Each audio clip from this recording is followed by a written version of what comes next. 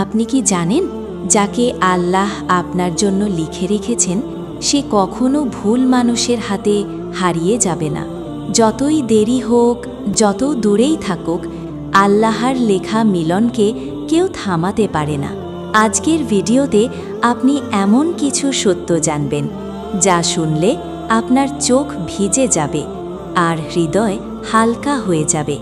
আপনি কি কখনো এমন কাউকে চেয়েছেন যাকে আল্লাহর কাছে সাজদায় গিয়ে বলেছিলেন, ইয়া আল্লাহ, যদি সে আমার জন্য হালাল হয় তাহলে আমাকে তার কাছে পৌঁছে দাও?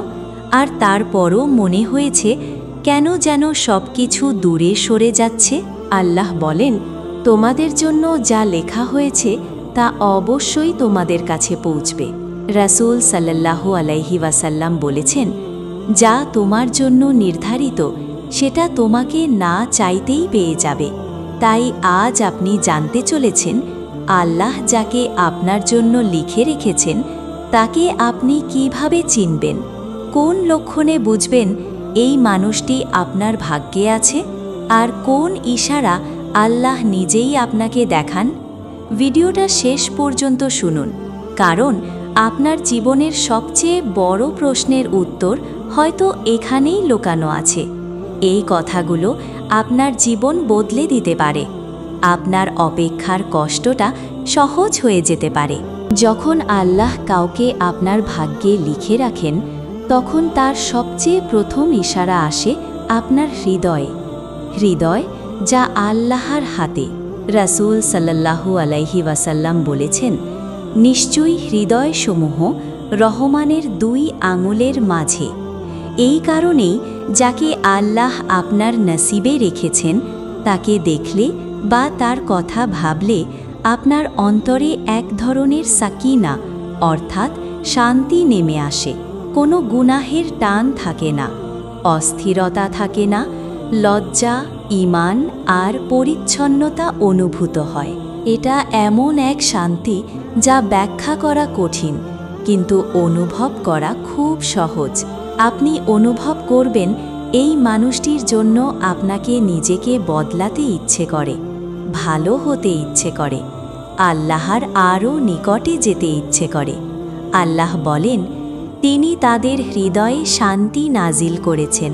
যাকে আল্লাহ আপনার জন্য লিখে রেখেছেন, আপনি তার কাছে গেলে পাপের দিকে নয়, হালালের দিকে টান অনুভব করবেন। আপনি বুঝবেন এটা শুধু অনুভূতি নয়, এটা আল্লাহর পক্ষ থেকে আসা এক বিশেষ নিশানা। যে মানুষ আপনাকে আল্লাহর দিকে টেনে নিয়ে যায় সেটাই আল্লাহর লেখা মানুষ। আপনি কি কখনো এমন কাউকে ভুলতে চেয়েছেন? নিজেকে বলেছিলেন, না আর ভাবব না, আর দোয়া করব না, কিন্তু যতই ভুলতে চান ততই সে বারবার আপনার মনে ফিরে আসে। এটা সবসময়ই ভালোবাসা নয়, অনেক সময় এটা আল্লাহর এক বিশেষ ইশারা। কারণ যখন আল্লাহ কাউকে আপনার নসিবে লিখে রাখেন, তখন তিনি আপনার হৃদয়ে এমন এক অনুভূতি রাখেন যা আপনি নিজে থেকে মুছে ফেলতে পারেন না।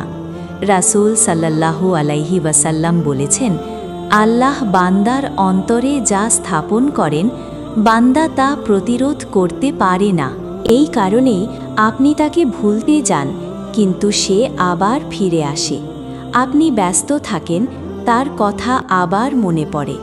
আপনি নিজের মনকে সামলান, কিন্তু হঠাৎ দোয়ায় তার নাম চলে আসে।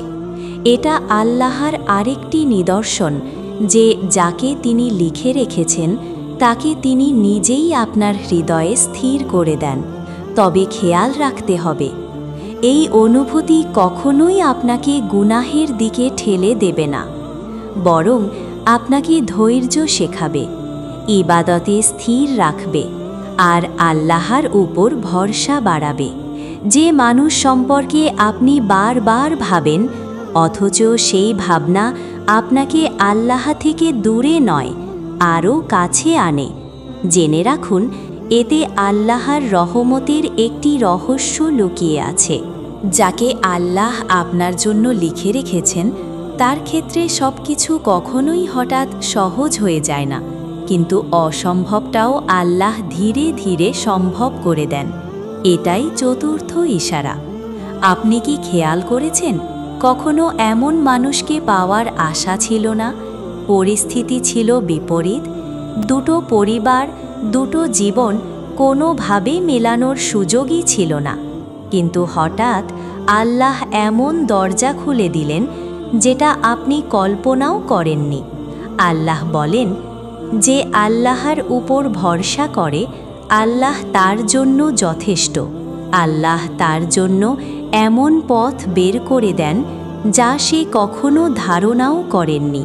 এই আয়াতই প্রমাণ করে, যাকে আল্লাহ আপনার জন্য রেখেছেন তার দিকে যাওয়ার রাস্তায় আল্লাহ নিজেই বরকত, সুযোগ এবং সহজতা পাঠান। আপনি দেখবেন ছোট বিষয়েও ভুল বোঝাবুঝি দূর হয়ে যাচ্ছে, সম্পর্ক আল্লাহর দিকে এগোচ্ছে, পরিবার বা পরিবেশ ধীরে ধীরে নরম হয়ে আসছে, এমন মানুষরা সাহায্য করছে যাদের কাছ থেকে সাহায্য আশা করেননি। এগুলো কোনো কাকতালীয় ঘটনা নয়, এগুলো আল্লাহর খোলা দরজা, যা তিনি শুধু সেই সম্পর্কের জন্য দেন যেটা হালাল, পবিত্র এবং আপনার নসিবে লেখা। যার জন্য আল্লাহ পথ সহজ করেন, সেই মানুষটাই আল্লাহর লেখা মানুষ। যখন আল্লাহ কাউকে সত্যিই আপনার নসিবে লিখে রাখেন, তখন তিনি শুধু অনুভূতি দেন না, নিশ্চয়তার পথও দেখান। আর সেই পথের নাম হল ইস্তিখারা। রাসূল সাল্লাল্লাহু আলাইহি ওয়াসাল্লাম বলেছেন, তোমরা কোনো বিষয়ে সিদ্ধান্ত নিতে চাইলে ইস্তিখারা করো।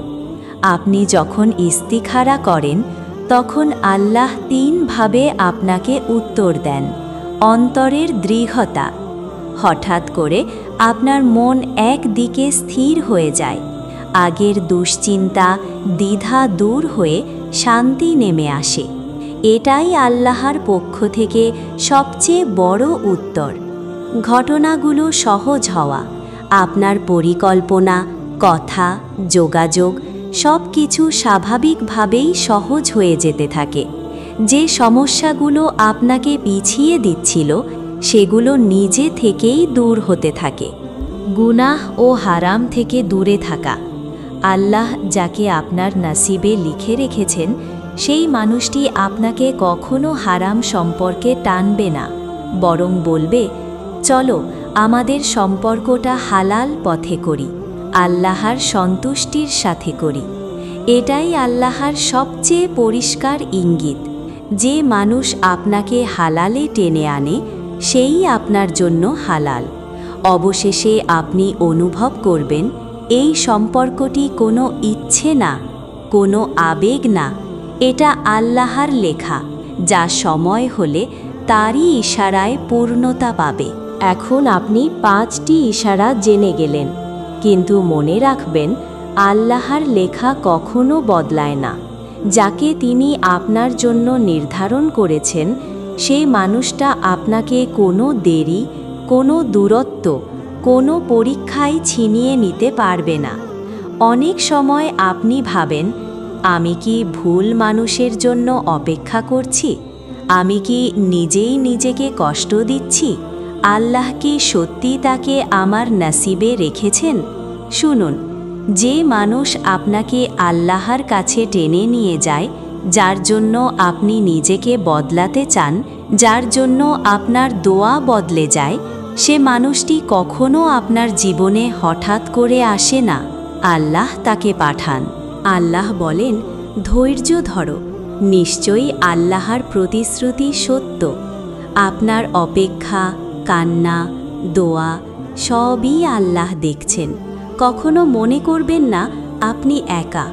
আপনার দোয়া আকাশ ছুঁয়েছে, এবং যাকে আল্লাহ লিখে রেখেছে, সে আপনার কাছে আসার জন্যেই তৈরি হচ্ছে।